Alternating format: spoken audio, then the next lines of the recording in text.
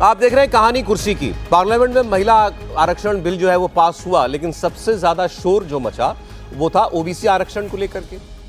राहुल गांधी ने कहा इस देश में भारत सरकार के इतने सचिव हैं, उस 90 में से 3 केवल ओबीसी हैं। बताइए, भारत सरकार जो है, मोदी सरकार कराना नहीं चाहती है जातिगत जनगणना ताकि ओबीसी का डेटा सामने ना आ जाए। उन्होंने कहा मैं जानना चाहता हूं कितने लोग हैं देश के अंदर ओबीसी।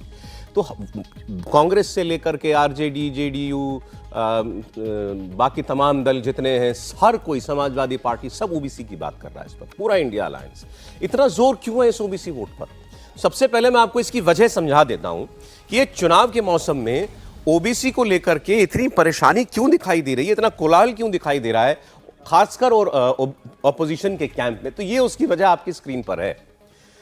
देश में करीब 45% मानी जाती है ओबीसी की आबादी। अब इसका कोई एग्जैक्ट आंकड़ा तो नहीं है, क्योंकि अभी ऐसी कोई जातिवार जनगणना के आंकड़े हमारे पास है नहीं।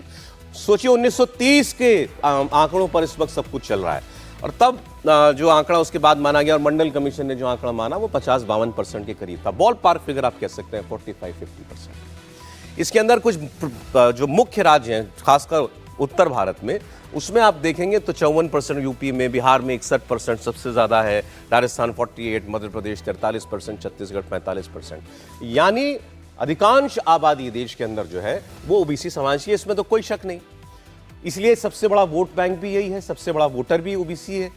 अब उस वोटर ने क्या किया कि 2009 के चुनाव में, अब आप ये बीजेपी का केवल ग्राफ देखते जाइए, 22% वोट मिला था लोकसभा 2009 के चुनाव में, और 14 फिर 19 आते आते ये फिगर 44% पहुंच गई। 22 से 44 दुगनी हो गई। 10 साल के अंदर नरेंद्र मोदी के नाम पर जब से बीजेपी को वोट मिलने लगा तो ओबीसी का वोट दुगना हो गया भारतीय जनता पार्टी के लिए। किसी पार्टी को अगर देश के अंदर लगभग आधे वोटर का आधा वोट मिलता हो तो आप समझ सकते हैं कि भाई उसका जो विरोधी होगा वो तो बेचैन होगा ही ना। और ये वोट अगर मिल रहा है तो कहां जाएगी भाई नरेंद्र मोदी की कुर्सी? वहीं रहेगी जहां है। ये चिंता की बात है विपक्ष के लिए। आप चलिए, हर कोई, हमारे राजनीतिक दल है, हमारी पॉलिटिक्स ऐसी है कि सब कुछ चुनाव के लिए ही होता है, तो जायज है। अब राहुल गांधी लेकिन क्या कह रहे हैं? ओबीसी के नाम पर आपने राहुल गांधी को अभी हाल फिलहाल को छोड़ दें तो इससे पहले कब बोलते सुना था? आप खुद याद कीजिए। उनकी पार्टी को आपने ओबीसी के आरक्षण की बात करते कब सुना था? कभी सोनिया गांधी को सुना आपने? राहुल गांधी को सुना आपने? मनमोहन सिंह को सुना आपने? किसी बड़े नेता को सुना? नहीं। ये सब अभी का फिनोमिना है, अभी हाल फिलहाल में। उसकी वजह मैंने आपको भी बताई है। राहुल गांधी ने आज प्रेस कॉन्फ्रेंस करके ये कहा कि नरेंद्र मोदी ये महिला आरक्षण का झुंझुना इसीलिए लेकर के आए क्योंकि वो ओबीसी की जनगणना कराने से डरते हैं। वो नहीं चाहते कि ओबीसी का असली डेटा सामने आ जाए देश के, और मैं ये आंकड़ा जान कर रहूंगा। तो उनकी बात जरा सुनिए, फिर बात करते हैं। आरक्षण तो बड़ी अच्छी चीज है। उसके बाद ये 2 क्लॉजेज, इसमें 2 फुटनोट्स हमें मिले। एक की महिला आरक्षण करने से पहले, महिला आरक्षण देने से पहले हमें सेंसस करना पड़ेगा, और दूसरा डिलिमिटेशन करना पड़ेगा, और इन दोनों चीजों को करने के लिए बहुत साल लगेंगे। सच्चाई यह है कि महिला आरक्षण को आज किया जा सकता है। 33% आज जो सीट्स हैं लोकसभा में, विधानसभा में, वो महिलाओं को दी जा सकती हैं। कोई कॉम्प्लिकेटेड मामला नहीं है, मगर सरकार वो नहीं करना चाहती है। सरकार ने ये देश के सामने रख दिया है, मगर रियलिटी ये है कि ये इंप्लीमेंट आज से 10 साल बाद होगा। ये भी नहीं मालूम कि होगा या नहीं होगा। तो एक प्रकार से ये डिस्ट्रैक्शन टैक्टिक है, डाइवर्जन टैक्टिक है। डाइवर्जन किस चीज से हो रहा है? डाइवर्जन ओबीसी सेंसस से हो रहा है। मैंने पार्लियामेंट में सिर्फ एक इंस्टीट्यूशन के बारे में बात की, वो जो हिंदुस्तान की सरकार का सेंटर है, कोर है, जो हिंदुस्तान की सरकार को चलाता है, कैबिनेट सेक्रेटरी एंड सेक्रेटरीज। और उसमें मैंने एक छोटा सा सवाल पूछा। प्रधानमंत्री कहते हैं कि वो ओबीसी के लिए बहुत काम कर रहे हैं। अगर प्रधानमंत्री इतना काम कर रहे हैं तो 90 में से 90 लोगों में से सिर्फ 3 लोग ओबीसी कम्युनिटी से क्यों हैं? अब ये डेटा तो राहुल गांधी ने 2 दिन में 2 बार दोहरा दिया कि देश के अंदर जितने भी सचिव हैं, भाई जितने भी मंत्रालय हैं, उनको हेड कौन करता है? सेक्रेटरी करता है, सचिव करता है। तो 90 सेक्रेटरी हुए, उन्होंने कहा 3 उसमें से केवल जो हैं वो ओबीसी हैं, और सारा बजट जो है सचिवों के हाथ में होता है। देश का लगभग 44 लाख करोड़ रुपए का भारत का बजट है, और उसमें से केवल 5% जो है वो ओबीसी के हाथ में है। अब जरा ये डेटा जो है ये अधूरा क्यों है? पूरा डेटा मैं आपको देता हूं। 3 केवल ओबीसी सचिव हैं, ये वो बता रहे हैं। पहली बात, ओबीसी सचिव हैं ये उनको कैसे पता? ये बात बार बार कल पार्लियामेंट में भी पूछी गई। ये भी बताया गया कि भाई ये आज जो सचिव बना है ये तो 1992 में लगा होगा नौकरी में, तब जाकर के आज सचिव के पद पर पहुंचा होगा। तो 1992 में तो साहब ओबीसी का कोटा ही नहीं होता था, रिजर्वेशन नहीं था, ओबीसी का लागू नहीं हुआ था। 90 में मंडल कमीशन की रिपोर्ट वीपी सिंह ने एक्सेप्ट की, लेकिन इसको क्रियान्वित होते होते 3 साल और लगे थे। 1993 में मंडल कमीशन की सिफारिशें लागू हो पाई थी, इंप्लीमेंट हो पाई थी। तो 92 में जो भर्ती हुआ था सेवा में, वो कोटे पर नहीं भर्ती हुआ था। तो उसका डेटा कैसे आ गया आपके पास? एक बात। दूसरी बात, आप मनमोहन सिंह की सरकार के 10 साल और एनडीए नरेंद्र मोदी की सरकार के 10 साल, इसका एक एवरेज निकालिए। ये फैक्ट है। ग्रुप ए जो टॉप लेवल पर जो अफसर बैठा है इस वक्त भारत सरकार के अंदर, वो मनमोहन सिंह की सरकार में ओबीसी था 9.4%। 10 साल एनडीए सरकार मोदी सरकार में उसका रेशियो है 16.9 यानी 17%। ग्रुप बी यूपीए सरकार में 11.6% ओबीसी, मोदी सरकार में ओबीसी ग्रुप बी 15.7%। ये बात राहुल गांधी आपको नहीं बता रहे हैं। और अब का जो डेटा है ये तो आपको, चूंकि जब सेवा में आप जाते हैं तो बताना पड़ता है ना आपकी, आप कोटा के तहत आ रहे हैं अगर, तो आपको अपना जाति प्रमाण पत्र सब कुछ देना पड़ता है। तो ये फैक्ट पर आधारित बात है। और राहुल गांधी जो डेटा लेकर के आए हैं वो कहां से लेकर के आए वो ये भी बता दें। बहरहाल, अब ये जो ओबीसी वाली लड़ाई है, अचानक राहुल गांधी इसको तेज करते हुए दिखाई दे रहे हैं। सवाल यह है कि क्या ओबीसी के मन में ये बात डाल पाने में कामयाब हो पाएंगे? जो आंकड़ा मैंने भी दिखाया चुनाव में जो होता है, नहीं वो कर पाते हैं, लेकिन जिसको कहते हैं ना कि आप दिखावे के लिए आधे अधूरे मन से कोई काम करते हैं तो वो जोर ही नहीं आता है। आप सदन में राहुल गांधी को सुनिए और अभी जो प्रेस कॉन्फ्रेंस है उसमें भी सुनिए। वो लगता है कि चलो ठीक है यार ये भी कर देते हैं, शायद ये वाला काम कर जाए। वो मतलब तुक्के वाले अंदाज में चल रहे हैं कि अच्छा चलो ठीक है ABCD ऊपर, मतलब जो भी हम जैसे भगवान को मानते हैं तो हम वो करके कहेंगे, ऐसे ही जो जिसको मानता है तो ABCD में से किसी पे आंख मूंद के तुक्का मार दिया। ये इस तरह की राजनीति नहीं होती, चलती रही होगी कभी। क्यों मैं ऐसा कह रहा हूं? देश में जहां जहां भारतीय जनता पार्टी को अपने नेतृत्व देने का अवसर मिला, आज से नहीं, कल्याण सिंह उत्तर प्रदेश में देश के सबसे बड़े राज्य में मुख्यमंत्री बनते हैं, उमा भारती मध्य प्रदेश, वो भी देश का बड़ा राज्य है, वहां मुख्यमंत्री बनती हैं। उमा भारती के बाद बाबूलाल गौर बनते हैं, वो यादव हैं, मूलतः उत्तर प्रदेश के प्रतापगढ़ से आते हैं, अब मध्य प्रदेश की राजनीति में। उसके बाद शिवराज सिंह चौहान बनते हैं, वो भी पिछड़ी जाति से आते हैं।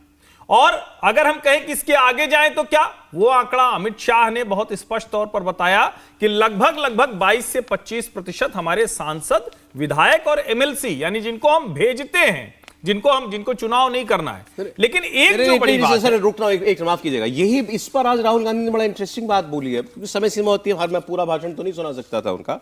ये जो अमित शाह जी ने बोला ना कि भाई हमारा 27%, 29% तो हमारे MP OBC है, 44% हमारा पार्षद है वो MLC है, OBC है। राहुल गांधी ने कहा भाई MP को OBC बनाने से क्या होता है? देश तो सचिव चला रहा है, सरकार तो वो चला रहा है। और फिर इससे आगे बढ़कर वो बोले कि यहां जितने ओबीसी MP बैठते हैं ये तो सब मूर्ति हैं। शब्द है राहुल गांधी की, ये तो मूर्ति है। कोई देश का बजट बनाने में, देश की नीति बनाने में इनका कोई योगदान है क्या? तो राहुल गांधी कहना क्या चाहते हैं? मतलब वो पार्लियामेंट में बैठे हैं तो संसदीय व्यवस्था या तो वो समझते नहीं या उसका अपमान करना वो समझते हैं। मुझे हैरानी है, उन्होंने कहा कि बिल कानून थोड़ी बनाते हैं, तो कल देश का सबसे बड़ा कानून, संसद की व्यवस्था ही क्या कि कानून बनाने के लिए, और कल सबसे बड़ा कानून पास हुआ वो उन्होंने ही बनाया, सेक्रेटरीज ने किया क्या? और सेक्रेटरीज क्या होता है? जो अमित शाह जी ने ठीक से जवाब दिया था कि सेक्रेटरी जो है वो एग्जीक्यूटिव अथॉरिटी है, सरकार हम चुनते क्यों सरकार? फिर तो बनाने की जरूरत नहीं, ये सारी व्यवस्था रखने की जरूरत नहीं है ना, प्रधानमंत्री, गृह मंत्री और ये सब वहां तो परमानेंट होते हैं सेक्रेटरी तो सब जगह। वो कर लेंगे, वो चला लेंगे। सरकारें बदलती है। आप सोचिए यूपीए सरकार और एनडीए सरकार या मनमोहन सिंह जी प्रधानमंत्री, नरेंद्र मोदी प्रधानमंत्री में क्या बदलाव आया? सेक्रेटरी तो वो थे ही ना, सेक्रेटरी थोड़ी बदल जाते हैं। दूसरी सिंपल सी बात सर, अच्छा आप सब लोग, अच्छा ये हम तीनों के बीच में एक जो सरकारी नौकरी में ही बैठे हैं ना भाई, सरकार मुझे बताइए, दिल्ली यूनिवर्सिटी प्रोफेसर है और हेड ऑफ डिपार्टमेंट है सर। जब ओबीसी कोटा लागू हो गया, भर्ती के अंदर लागू हो गया, तो ओबीसी का सचिव भी पहुंचेगा ना वहां पर? बिल्कुल पहुंचेगा। आपने उसको 27% दे रखा है ना, बिल्कुल। तो कैसे चूक जाएगा भाई? देखिए, राहुल गांधी, मुझे बड़ा वो अपने कई बार मुझे लगता है कि राहुल गांधी को सलाह कौन देता है? उनको नहीं, उनके सेक्रेटरी या तो राहुल गांधी जो सेक्रेटरी नहीं, हर्षवर्धन जी, मुझे डर लगता है कि एक बड़े राष्ट्रीय पार्टी के वो अध्यक्ष रह चुके हैं और वो ऐसी बातें करते हैं जैसे लगता है ये बातें तो 10th क्लास का और 12th क्लास के बच्चे को भी पता है कि जो रिजर्वेशन आया उसके बाद आपको सेक्रेटरी तक बनने जाने में कम से कम आपको 25 साल का समय अवधि चाहिए। इतनी अवधि तो चाहिए 25-30 साल तक। उसके अतिरिक्त ऐसी बातें जब आप करते हैं तो आप अपनी ही सरकारों के गालों पर तमाचा मारते हैं। काका कालेलकर की रिपोर्ट आई थी, रिजर्वेशन नेहरू जी ने क्यों नहीं लागू किया था? मंडल कमीशन की रिपोर्ट आ गई थी, कांग्रेस पार्टी ने उसको बंद करके रखा था और हम तो मंडल कमीशन के विरोध में सड़कों पर उतरने वाले लोगों में से थे। हम तो उसी समय मास्टर कर रहे थे इसी दिल्ली यूनिवर्सिटी में, और क्रांति चौक हो गई थी। कांग्रेस पार्टी विरोध करती थी, कांग्रेस पार्टी हम लोगों का खाना सप्लाई करती थी, कांग्रेस पार्टी हम लोगों को पैसे देती थी मंडल कमीशन के विरोध में। राइट, समझे कि नहीं? आज राहुल गांधी, मैं एक और बात बहुत ज्यादा हूं, बिंदेश्वरी दुबे की सरकार थी कांग्रेस की बिहार में, और उस समय एक चला था कि से पंचायतों के अंदर जो है रिजर्वेशन किया जाए। मालूम है आपको, बड़े बड़े जो ये लोग थे कांग्रेस पार्टी, कहते थे किसी भी तरीके से उन्हें नहीं दिया जाना चाहिए। तो कांग्रेस पार्टी ने तो हमेशा इसका विरोध किया है। अभी जो प्रोफेसर साहब ने बात बताई कि मंडल कमीशन जब लागू हुआ, देश भर के अंदर उसका विरोध हुआ था, कई छात्रों ने अपने ऊपर तेल छिड़क करके खुद को आग लगा ली थी, जाने गई थी उसके अंदर। गोस्वामी वो कह रहे कांग्रेस पार्टी समर्थन करती थी, तब उस विरोध का समर्थन करती थी, मंडल कमीशन के खिलाफ थी। पैसा देना, ये कह रहे हैं इसलिए मत मानिए, ये कह रहे हैं इसलिए मत मानिए इस बात को।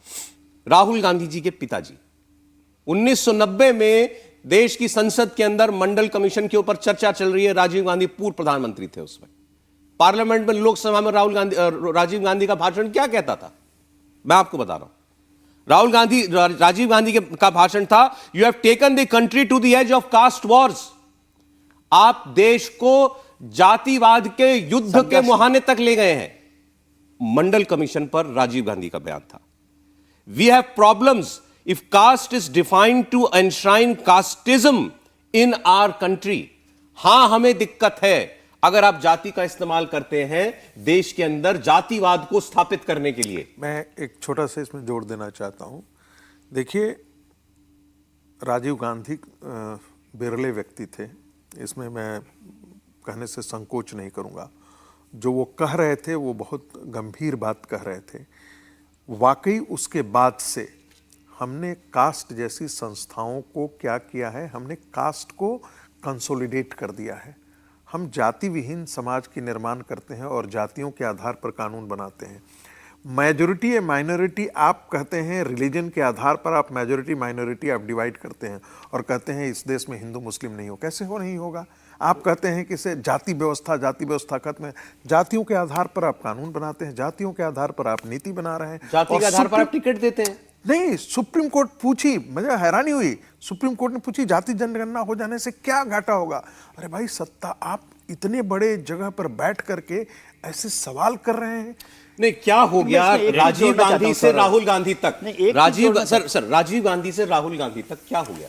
जो मंडल कमीशन उस वक्त जातिवाद का युद्ध कराने के बता रहे थे राजीव गांधी, आज उनके सुपुत्र कह रहे हैं देश के अंदर कितने ओबीसी हैं मुझे जानना है, जातिवार जनगणना करेंगे। बिल्कुल ठीक बात है, लेकिन मैं इसमें एक बात जोड़ना चाहता हूं कि राहुल गांधी थोड़ा सा 10 साल लेट हो गए इस सवाल को पूछने में, क्योंकि 2011 में जो यूपीए सरकार थी उसने सेंसस में इसका डाटा लिया था।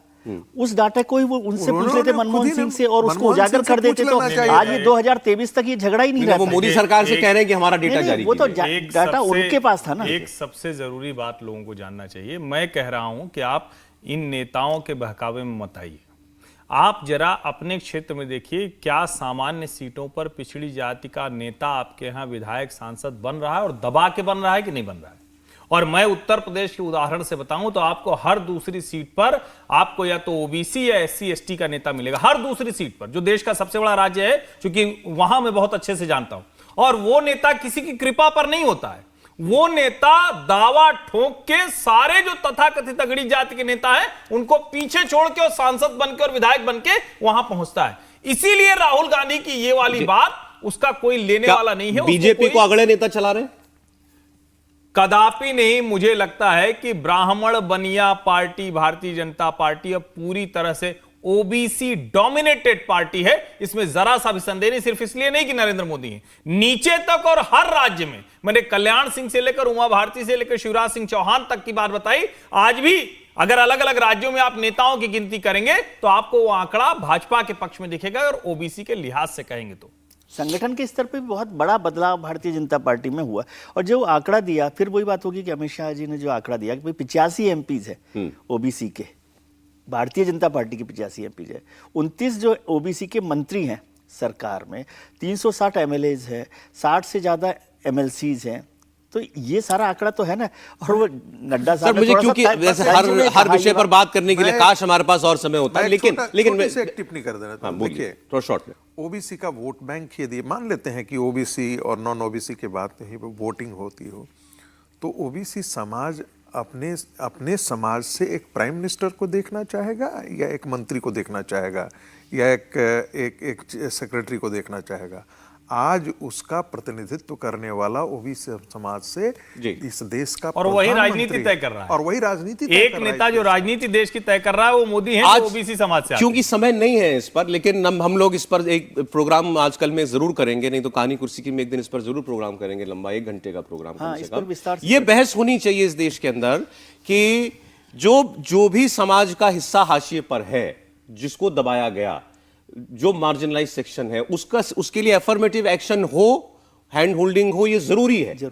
लेकिन क्या उसके लिए क्या फिर बता रहा हूं, मेरा सवाल, मेरा प्रश्न एक बार सुनो। ओबीसी समाज दबाया और कुचला हुआ समाज नहीं था। सुन ले बस, मैं वही ये भी उस बहस का हिस्सा है। मार्जिनलाइज सेक्शन के साथ अफर्मेटिव एक्शन हो, ये एक बहस का एक हिस्सा है, लेकिन दूसरा, क्या उसके लिए ये जातिगत जनगणना होना, जातिवाद को स्थापित करना नहीं है क्या? बिल्कुल नहीं। अगर है तो तरीका क्या है कि आप उसको मजबूत कीजिए। फिर देश के अंदर जातिवाद भी मजबूत ना हो और जो पीछे है वो आगे भी आ जाए, इसके लिए क्या समाधान हो सकता है? इस पर कभी हम लोग और बात करेंगे, लेकिन इस पर जो राजनीति हो रही है वो तो खैर आपने देखी। इंडिया टीवी हर वक्त हर जगह डाउनलोड करने के लिए सर्च करें India TV news Google play store या ऐप स्टोर पर।